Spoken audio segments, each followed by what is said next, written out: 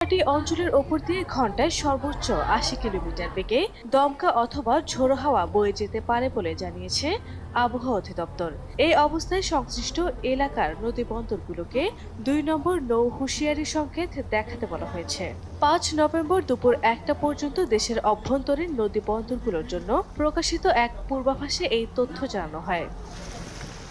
আবহাওয়া অধিদপ্তর জানায়, বরিশাল, পটুয়াখালী, নোয়াখালী, কুমিল্লা, চট্টগ্রাম ও কক্সবাজার অঞ্চলের ওপর দিয়ে দক্ষিণ বা দক্ষিণ পূর্ব দিক থেকে ঘন্টায় ৬০ থেকে ৮০ কিলোমিটার বেগে দমকা অথবা ঝোড়ো হাওয়া সহ অস্থায়ীভাবে বৃষ্টি অথবা বজ্রসহ বৃষ্টি হতে পারে।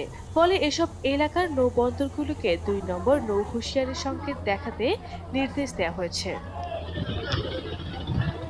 এদিকে পূর্ব মধ্য বঙ্গোপসাগর ও তৎসংলগ্ন মিয়ানমার উপকূলে অবস্থানরত একটি লঘুচাপ আরও ঘনীভূত হয়ে বর্তমানে সুস্পষ্ট লঘুচাপে